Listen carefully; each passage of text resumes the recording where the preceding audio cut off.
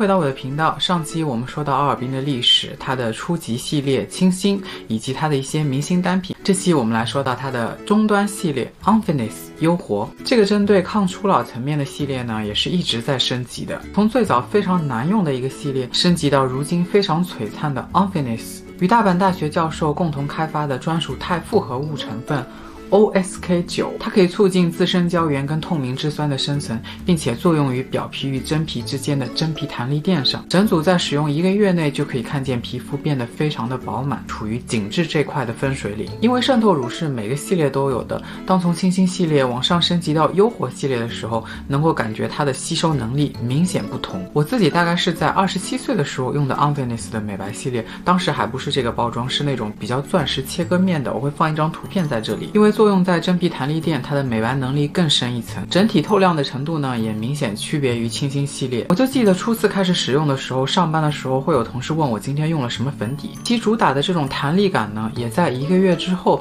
让我感觉是不是变胖了，可见当时的烹饪度效果之明显。这些状况都表明升级后的 Unfinished 呢，在明亮跟细致度方面都很出色。最近它的保湿紧致系列又升级了，换成这样的一个包装，更加晶莹剔透，具备科技感。从 Unfinished 优活的这条线开始，根据肤质的不同呢，会有些产品不适合油皮。如果你是一个混合偏干皮，我非常推荐入优活系列的渗透乳、化妆水和精华液这3样。面霜不是很推荐的一个原因是它的包材，毕竟是一个贵妇品牌，这么简单的包装实在是对不起它的售价。质地上也明显比清新系列要滋润很多，所以油皮、混油皮基本上都可以不用考虑。虽然精华液呢也是奥尔滨的核心所在，但是油皮我会建议优活的紧致精华液不要购买，走的是偏油润的路线，如果按压2下可能会好一些。不喜欢这个肤感去买别的产品也 OK 的。虽然奥尔滨有它自己的体系，但是仅仅是渗透乳加化妆水其实就已经有不错的效果。如果不想混搭其他的品牌，也可以搭配不同系列的2个产品，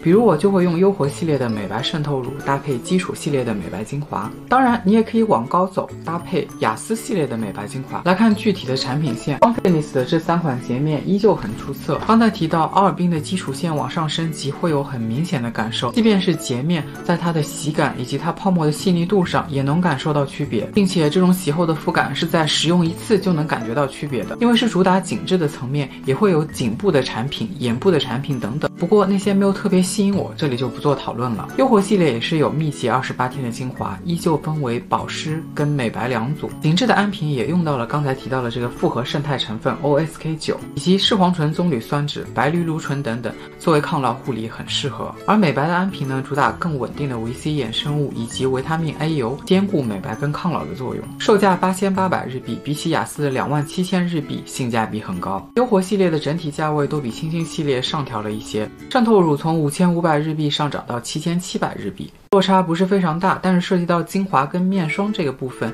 就明显贵了不少。比如清新的精华是5500日币，而优活就已经高达11000日币。那么想从清新系列升级到优活系列，又担心万一不适合的话，其实可以注意它每年都会发卖的限定套组。这个套装包含1瓶正货的精华液以及整组的中样，而它的售价却和1瓶精华液相同。但是因为它是限量发售的套装，只会在每年的春夏季跟秋冬季各推出。本身优活的这条线专柜一直有在售卖它的中样小套，但是售价竟然高达6050日币。日本很多高级品牌都会把他们的中样组拿来售卖，这点我想韩国人听了要冷笑。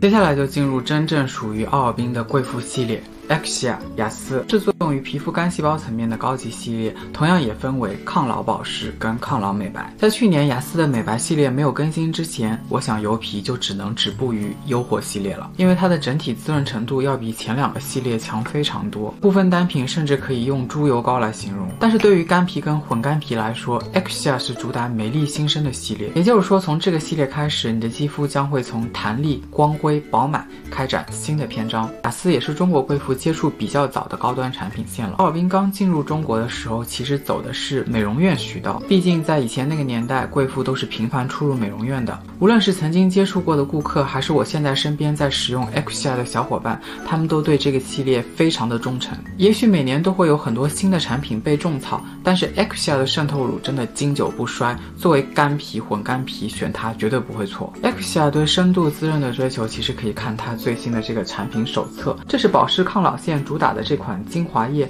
与传统的质地不同，它是一款双管，主打水分跟油分共存的精华液。如今当下的日本，连 CPP 的新品都开始越做越清爽，而 Exia 一直都是坚持的深度滋润。新兴的渗透乳按照滋润程度可分为1、2、3号，而到了优活就只有一种选择。Exia 依旧保留的是2种选择，只是一直以来只有滋润跟超滋润之分，没有清爽的选项。设计上呢，也从原来的钻石璀璨变成现在比较流畅的简约设计。雅思的这个卸妆产品呢，已经不适合混合皮了，是真正贵妇喜欢的那种超滋润的卸妆膏，也是油皮绝对不能碰的东西。售价高达6000日币的洗面奶打出来的泡沫呢，就是绢丝，一种极度细腻的使用感。尽管依旧是要被冲掉的泡沫，但是无法掩盖它洗后的那种柔滑。虽然价格上比清新贵了不少，但是洗后抚摸你自己的脸，就会明白它为什么可以卖到这样的价格。贵妇产品当然有溢价，可是人家就是能够做到这么高级的使用感。很多崇尚日系的人都会知道 CPP、Pola、Kanebo， 不得不否认那些都很好，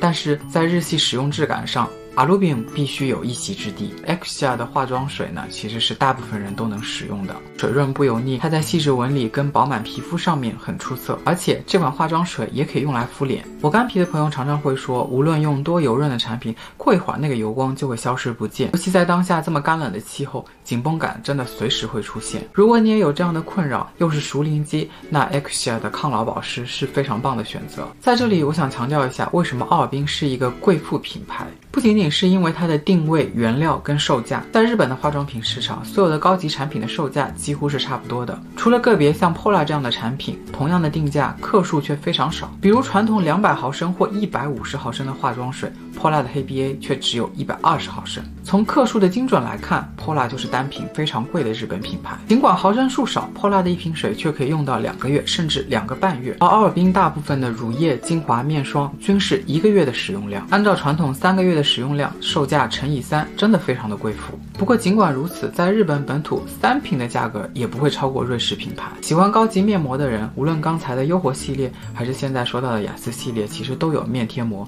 而且贵妇的反馈都很不错。前面提到油类产品， Exia 光是卸妆油就售价高达11000日币，融合各种昂贵精华油做成的贵妇卸妆，180毫升的容量也算是比较奢侈了。喜欢美容油的人，除了传统的这款精华液带有油分之外，它也有专门的美容油，30毫升售价11000日币，主打弹力跟光泽。贵妇的保养是全方位的，所以这几年 Exia 的产品类别变得非常的丰富，比如出了身体的美容油、身体的美容液以及头皮的按摩精华。如果说清新跟优活的眼霜我完全不感兴趣的话，那么作为贵妇线的雅思必须是我觊觎的目标。看过我视频的人应该知道，我蛮注重眼部护理的，而 Exia 的眼部产品呢，跟其他品牌完全不一样，是非常少见的蜡质地。我以前在奥尔滨的经理呢，只用这一款眼霜，它是一个大干皮，在很短的时间内就可以将它的干纹所淡化，所以滋润度非常好。前面的系列呢，我都是以保湿线为主来说明，顺带提一下美白线。尽管我自己也是偏爱买美白系列，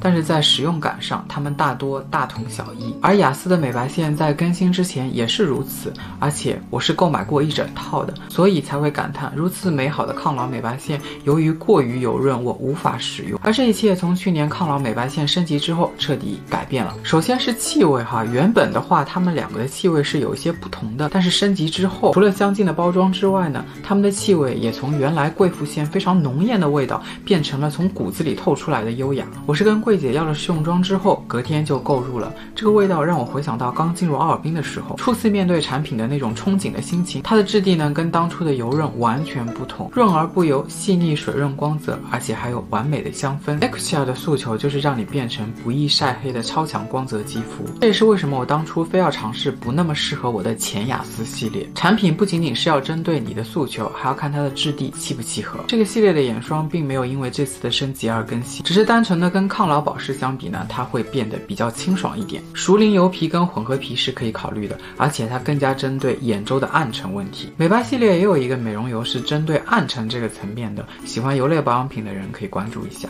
其实雅思的美白线还有一个非常瞩目的单品，就是我刚才提到的28天璀璨美白精华。采用业界纯度最高的曲酸来做一个密集28天的美白护理。它是在夜间使用，每天晚上在渗透入化妆水之后，将这一小瓶全部涂上脸，后续不需要再涂任何产品了。全日本很少见到高端护肤线整组全部都是为美白而服务的，而传统日常在用的美白精华也有2种，一个是更新后可以促进你皮肤透明感的按摩美容液，以及原来依旧主打曲酸的深度美白精华，这2款都是主打清爽的质地。更新之后，雅诗的这款面霜就已经用到了陶瓷，它做的也是这种内胆可以取出来的这种设计，所以可以装替换装，而它下面的这个瓶身呢就是陶瓷的。原本在雅诗身上还有一个最顶级的极品焕肤系列，在之前的历史短片中也有提到，但是这个系列竟然停产了。也许是因为雅诗系列过于受欢迎，所以在原本的雅诗基础上又衍生出一个更高级的系列，就是 Exia Ambeaju。它同样也分为抗老线跟抗老美白线，我手上的这组呢就是它的抗老美白线。介于我刚才已经形容过雅诗的这种滋润能力，而 Ambeaju 呢就是在雅诗的基础上更加的浓润，所以油皮请直接忽视它，贵妇干皮可以继续往前冲。开头提到包装非常塑料感的面霜呢，其实就来自于这个系列，售价66000日币30。当然，这个系列几何切割的造型配合暗蓝鎏金的色调是非常符合贵妇产品的设定的。我一度很想拥有40毫升41800日币的精华液，但是真的太油了，全日本所有高阶精华都叹为观止的油。而且在这个漂亮的精华没有出来之前，它刚刚发售的时候是有一款做成面霜状的精华，就是这款产品，现在依旧也保留在产品线里头，它的油润度有过之无不及。Ambeaju 的整条产品线只有2款产品油皮是能用的，一个是这款含有金箔的美容液，意外的非常水润清爽，熟龄油皮可以冲，以及这款66000日币的面霜我也试过，是符合高级面霜的定义的。作为日系的顶级品牌，怎么可以没有正台面的东西呢？所以这款66000日币的面霜并不是奥尔滨真正意义上的贵妇面霜。接下来要说的银座面霜才是。其实这个面霜就属于原来的极品焕肤系列，只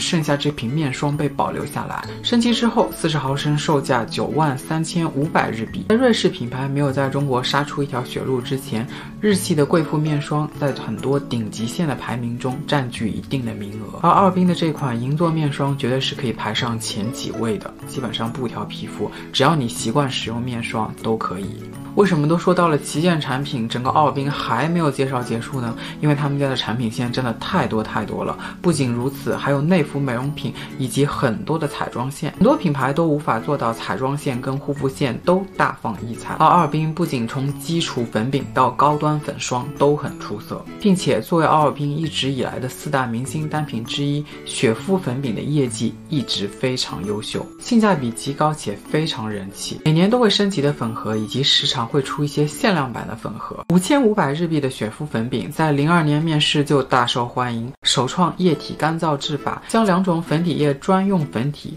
混合而成，再进行干燥处理。这种含有保湿成分的粉饼妆容细腻自然，几乎每几年奥尔滨都会推出引起话题的底妆产品。不过我个人不太喜欢太明显的修饰感，所以除了雪肤粉饼之外，其他我兴趣都不是很大。各种调色的隔离也很出色，简单来说，在奥尔滨你很容易挑到各种价位适合自己的底妆。而雅诗的高端彩妆线就更加丰富了，售价12000日币的妆前乳以及售价22000日币的高级蜂王浆粉霜，全部都是贵妇名媛的心头爱。不仅如此，奢华的雅丽格丝其实也入属奥尔滨专柜，所以光是在彩妆方面的成绩也非常亮眼。除了这种内服美容品之外呢，奥尔滨也会推出这种独立的抗皱精华霜，只不过这几年主打烟酰胺的抗皱产品非常的泛滥，我个人是不太有兴趣的。比较有特色的是，奥尔滨竟然保留了创世的乳液单品，它的成分跟包装都跟当初一模一样，非常适合怀旧人士。身体洗护类的产品也非常的丰富，